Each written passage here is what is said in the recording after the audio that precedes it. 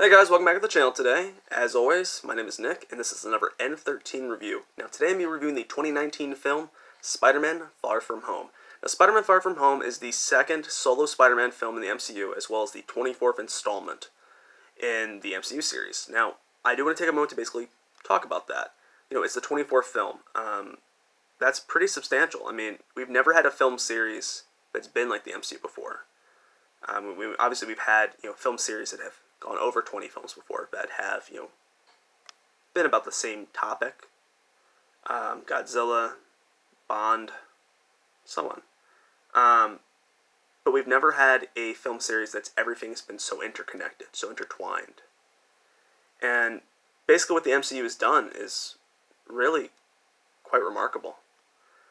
We've had 3 phases up to this point, basically going in depth about the story they've been trying to tell, the overarching story or arching story. 3 phases that have built up to basically a climactic point. And we had an overarching villain. Now that it was Thanos. And obviously that point, we hit our climax up in Endgame and Infinity War. And I think a lot of people see Endgame as the ending to the MCU, at least its first 3 phases. But it's actually Spider-Man Far From Home. And I think that's interesting because we have to see what happened after Endgame. Now we get to basically take a look at the world and how it's been shaped after the events of the previous 23 films. So with that being said, I want to get into the review. I basically want to talk about the bright points of the film, the flaws of the film. Then I'll give my rating, and then we'll get into a little bit of a spoiler talk. Because I do want to talk about the end credit sequence and the possibility of it sets up for the future of the MCU. So the bright spots of this film are, obviously, I think it's production value.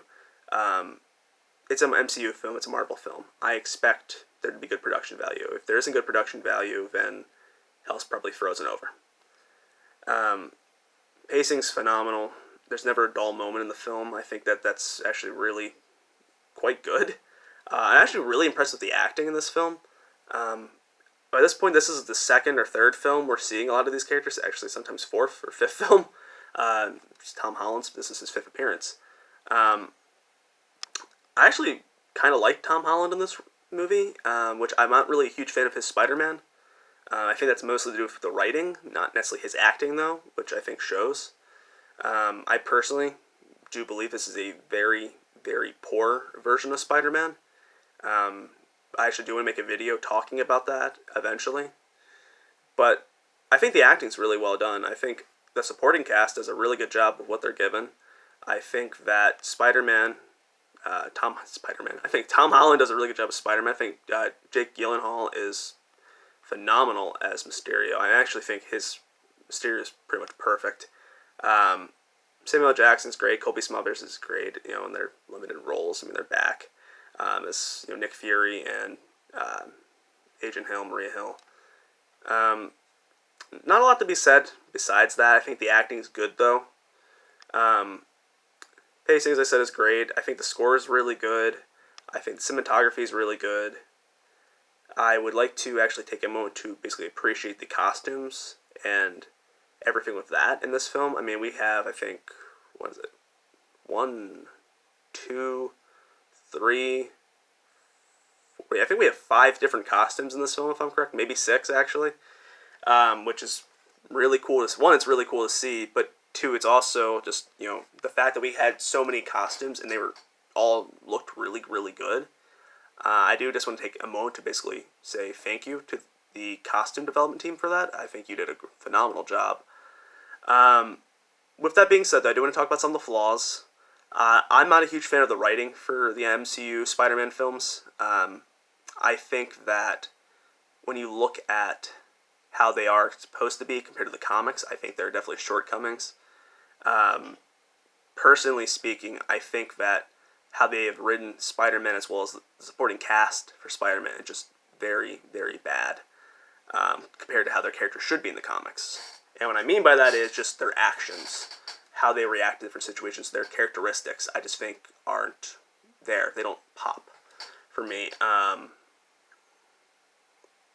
again, I don't want to spoil anything, so I don't want to get into too much detail of why I believe that.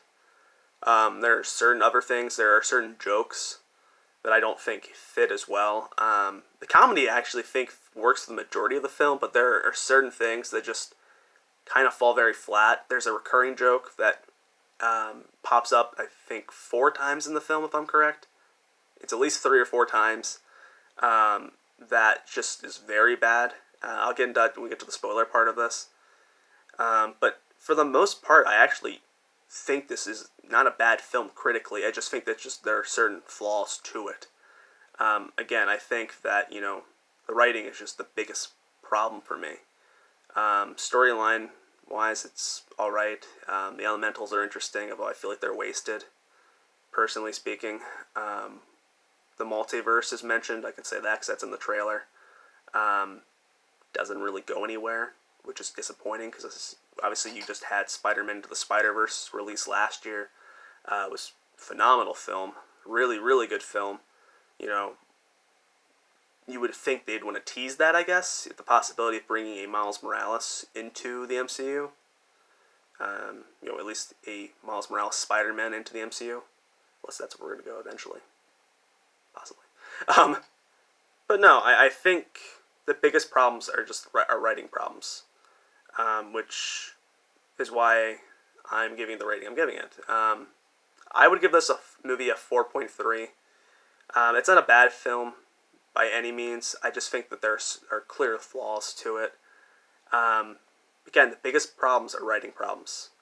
It's character problems. It's not acting. It's not anything from a production standpoint, which I think is really frustrating because if you fix those problems, you could really do quite well, and that's just the biggest concern for me, I guess.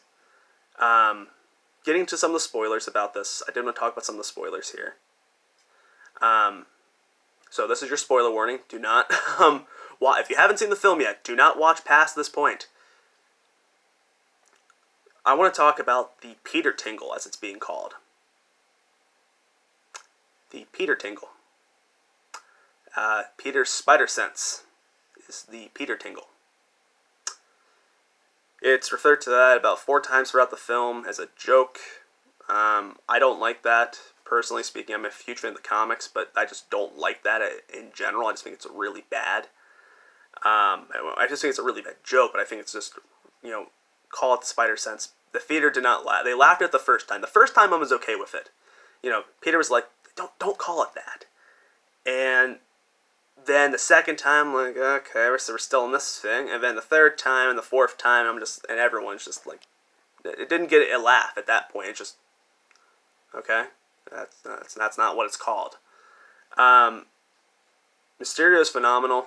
I really like Mysterio. I'm really glad they went the path they did. They didn't make him they basically made him a fake hero, which is what you need to do with his character. I'm really happy with that. I do want to say this. I think, similar to how Homecoming was for me, I feel like the villain gave the best performance, was the best part of the film. Again, Jake Gyllenhaal's performance is just phenomenal, like Michael Keaton's performance was in Homecoming, where it elevates the film that much more. I do want to talk about the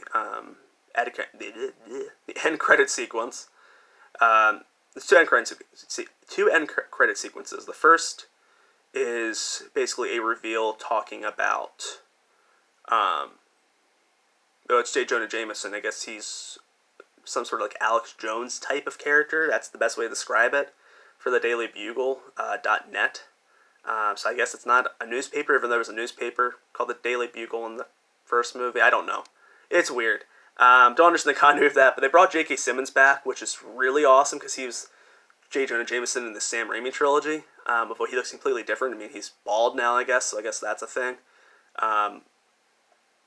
Cool to see him back. Didn't really like what they did with him, but it was cool to see him back. He reveals to the world that Spider-Man is Peter Parker, and they has this whole like altered video footage of Spider-Man being the one to basically kill everyone, and he kills Mysterio instead of Mysterio killing everybody. I just don't think that really works. I guess that they're trying to basically turn everybody on Spider-Man, which is what you kind of need to do before this point, but it doesn't really fit at this point because, we're past that. Plus, I just don't really like the idea of everyone knowing who Spider-Man is already. Like, it's another frustrating problem. I mean, you can really fix that problem. It's like Nick Fury calls it in. It's like, hey, it was actually Mysterio killed everybody. It wasn't Peter Parker. That footage is altered. And it's like, everyone's like, oh, okay, that makes sense because, it's Nick Fury. Or something along those lines. It just doesn't really make sense for it to be there, I guess, and that's not a good reveal at this point. I don't know. I felt that it was really cool to see J. Jonah Jameson and see J.K. Simmons back as J. Jonah Jameson. I just don't really feel like that was the point to do it. Second end credit sequence I want to talk about was revealing the Skrulls from Captain Marvel, were actually Fury and Hill the entire movie. Kind of cool, but at the same time, It was definitely interesting, though. I mean, that one worked all right. I think I was okay with that one. But they had Nick Fury apparently is off captaining some Skrull ship right now in space. That's kind of cool. And we also saw. Well, we didn't see this. They did drop a line. I don't know where the MCU is going to go from here. I know we're probably going to get a Fantastic Four film. We're going to get an X-Men film, in Phase 5. I don't think they're going to wear the phases, though, again. So don't know where we'll actually get that film.